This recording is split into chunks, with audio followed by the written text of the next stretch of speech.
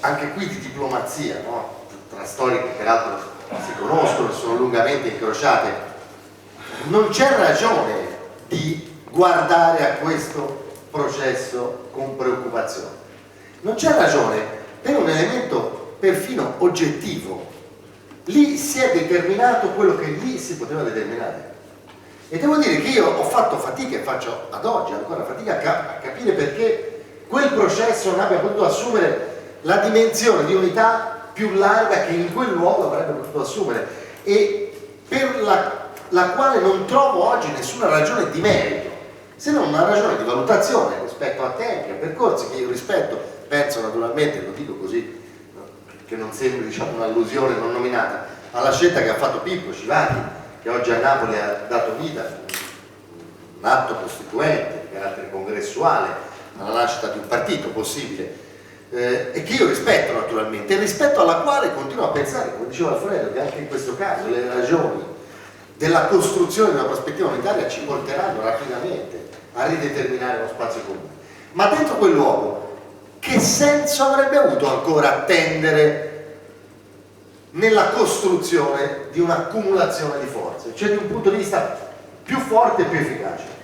Io penso che noi su questo dobbiamo, diciamo, assumere fino in fondo la necessità di provare a determinare più di un'accelerazione, anche perché la verità è che noi siamo tutti in grave ritardo. Adesso siamo tutti in grave ritardo, altro che accelerazione, noi siamo tutti in grave ritardo. La verità è che i gruppi parlamentari li avremmo dovuti realizzare mesi fa.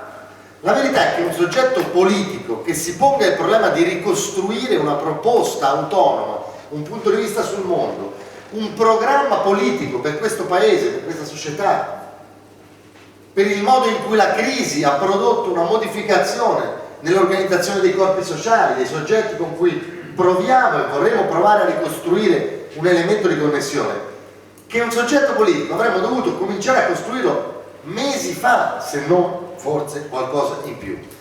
La verità è che abbiamo bisogno di farlo e con una qualche urgenza per evitare di ripetere errori troppe volte sperimentati. Io penso che noi non possiamo fare l'ennesima lista elettorale, l'ennesimo cartello elettorale, l'ennesima alleanza che si costruisce dentro la partita di un'elezione nella quale il tema del superamento di un quorum o di uno sbarramento diventa la condizione di minorità di una proposta politica. Io penso che noi dobbiamo fare qualcosa di più ambizioso, e questo è il motivo per cui io anche qui sono proprio d'accordo. Noi dobbiamo fare e mettere in campo un processo che si fondi su un elemento di democrazia integrale, sulla ricostruzione di un vincolo democratico tra i protagonisti di questo processo e i tanti e le tante che oggi guardano a questo processo con l'attesa di cui parlava Alfredo, con l'attesa che ha determinato il fatto che il Quirino abbia prodotto nella percezione di qualche milione di italiani, non nel senso che qualche milione di italiani è già pronto a starci, saremmo, diciamo, in una condizione migliore di quella che abbiamo, ma nel senso che qualche milione di italiani, è vero, ha letto il Quirino come qualcosa che il Quirino non è stato, no? Diciamo le cose come stanno. Il giorno dopo, la sera, qualche milione di italiani ha detto: è nato un partito politico, ma non perché qualcuno di noi abbia costruito un partito politico, non l'avrebbe voluto e non l'avrebbe potuto, perché un partito non nasce in Parlamento, non nasce nell'unione di un gruppo parlamentare, non potrebbe nascere. Se qualcuno pensasse che si fa un partito facendo un gruppo parlamentare, farebbe un drammatico errore. Un partito si fa ricostruendo un rapporto con i soggetti sociali, ricostruendo meccanismi di radicamento, di partecipazione, di costruzione costituente e condivisa. Ma quella percezione si è determinata perché quell'atto politico, il primo atto concreto di ricostruzione dello spazio unitario, il primo, no? Sono mesi che tutti i soggetti della sinistra si riuniscono e dicono: dobbiamo fare un nuovo soggetto. Sinistra, Ecologia e Libertà, il partito di cui sono coordinatore, sono mesi che dice: noi ci sciogliamo, siamo pronti a scioglierci.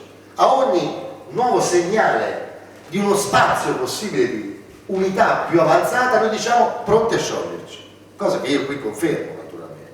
Ma finora noi siamo stati sul terreno dell'annuncio, dell'intenzione, certo con dei passi avanti, con elementi anche di ricostruzione di una relazione, di una capacità di parlarsi anche tra compagni e compagne che avevano talvolta smesso di parlarsi che avevano preso l'abitudine a combattersi invece che a costruire insieme un punto di vista, un lavoro comune.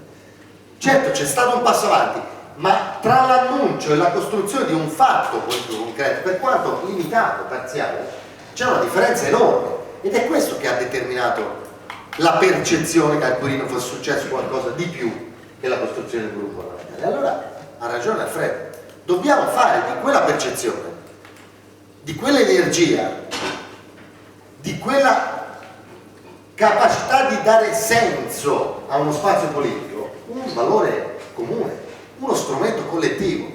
Dobbiamo immaginarla come una spinta, come una capacità di immettere dentro questo processo un elemento di energia, di entusiasmo, che fino ad oggi quel processo ha fatto fatica a determinare, perché gli elementi di configurazione pattizia, l'idea che un tavolo fatto da gruppi dirigenti, da ceti politici, provi a condividere faticosamente un documento e poi qualche regola e poi qualche appuntamento, ha determinato obiettivamente un carattere non particolarmente entusiasmante.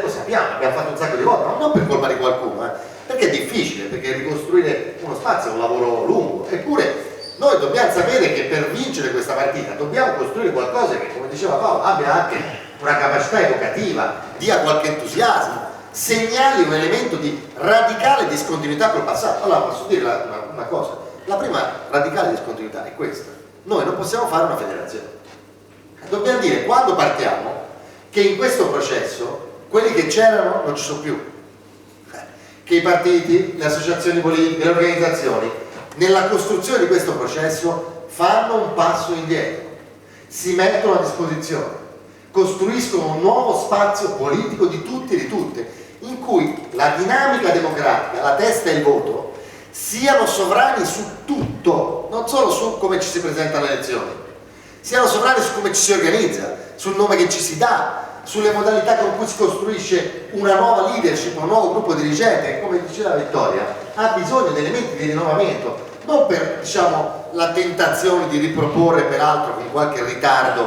una logica di rottamazione, ma perché non c'è dubbio che c'è bisogno di costruire anche qui elementi di innovazione che hanno a che fare con la capacità di immettere nel processo di costruzione del soggetto politico nuovi punti di vista, nuovi sguardi, nuove competenze e perfino nuovi volti, di dare su questo terreno il segnale che si costruisce un pezzo di una nuova storia politica.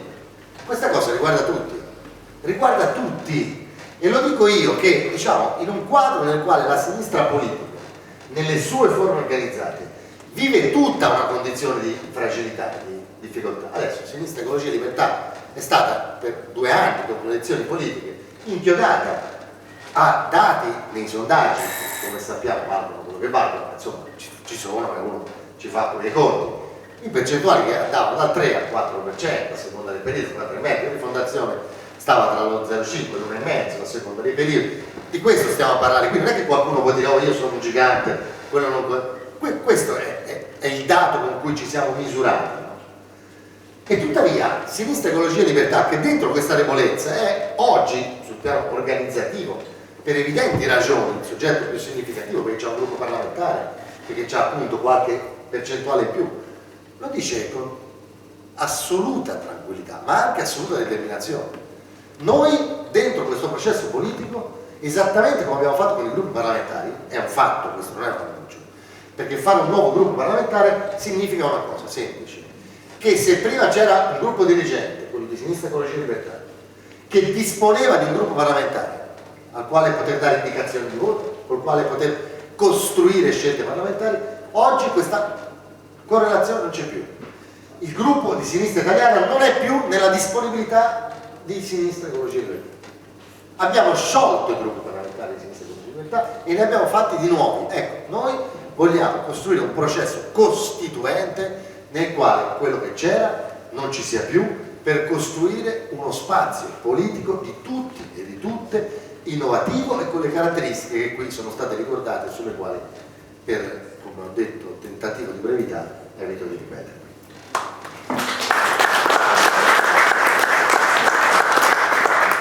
Sono stati addirittura più bravi di quanto ci eravamo proposti, la mia sveglia non è servita. E allora diamo spazio a qualche domanda, ecco, anche le domande che siano delle domande, non dei grandi discorsi, e quindi se avete qualche curiosità o qualche domanda da fare è il momento adesso.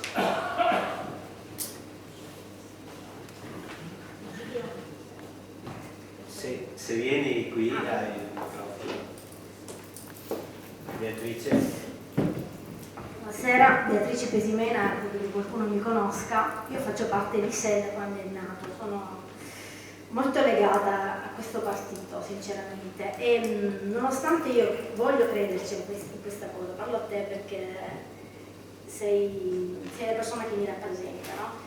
E io voglio crederci in questa cosa, infatti ci sto credendo e ci andrò anche avanti, però sono molto scettica perché tutto questo tentativo continuo ogni volta di costruire un nuovo contenitore, che è una parola che mi dà anche la nausea, e mi infastidisce perché le parole che usiamo in qualsiasi contenitore sono sempre quelle della mia sinistra e quindi ogni volta ridare un colore, un vestito, mi sembra per me che non ha senso. Sicuramente è necessario, un male necessario perché dobbiamo andare avanti e uscire da una situazione di stallo. Mi chiedo però se veramente anche stavolta riusciremo a trovare la formula giusta per trovare una partecipazione, no? Perché poi è questo quello che a noi occorre, non è quello di trovare lo slogan giusto, è quello di costruire mattone dopo mattone.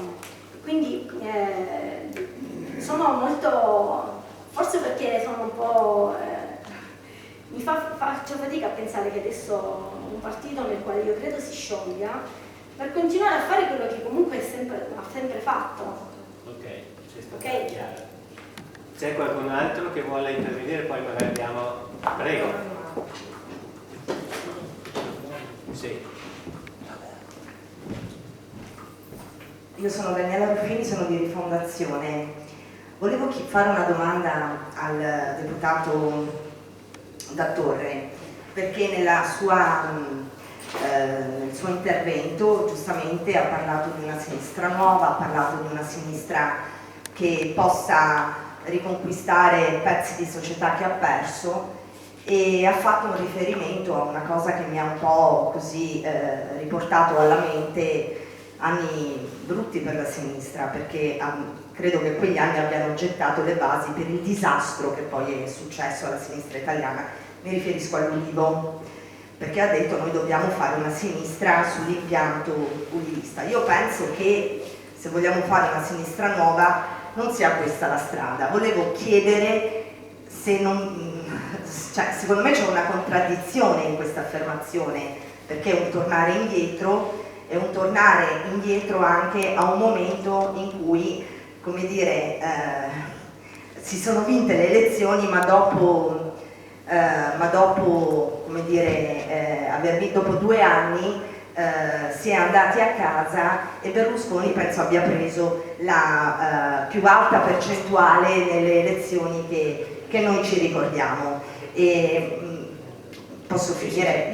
Io penso e vorrei una sinistra che parlasse ai giovani, che parlasse ai lavoratori con meno enfasi nelle parole, ma molto più concretezza nelle cose da fare. Una sinistra che dicesse ai giovani: guardate, noi vogliamo eliminare veramente la precarietà, noi ripristineremo l'articolo 18, noi cambieremo la legge sul lavoro, torneremo a parlare con i lavoratori e torneremo a fare un percorso dal basso che possa realmente cambiare le condizioni di vita dei cittadini, dei giovani in particolare, ma non solo. Io penso che dare la colpa solo a Renzi di quello che sia successo nel nostro paese sia sbagliato, perché continuiamo a raccontare alle persone delle falsità.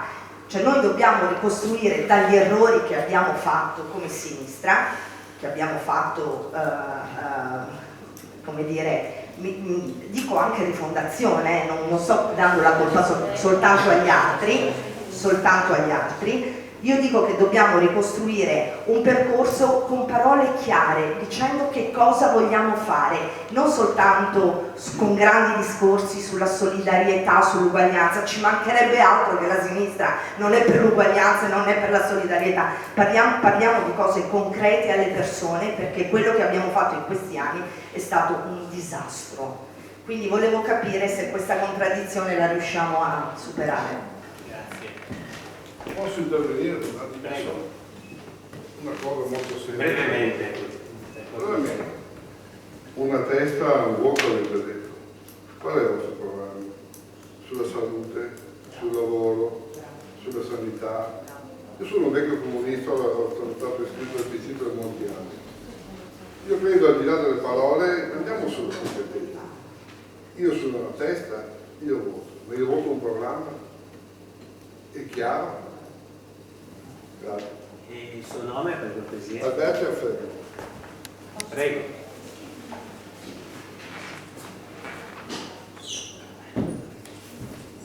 Io sono Caterina Delizia e non fate attenzione al mio intervento perché arrivo da un corso di aggiornamento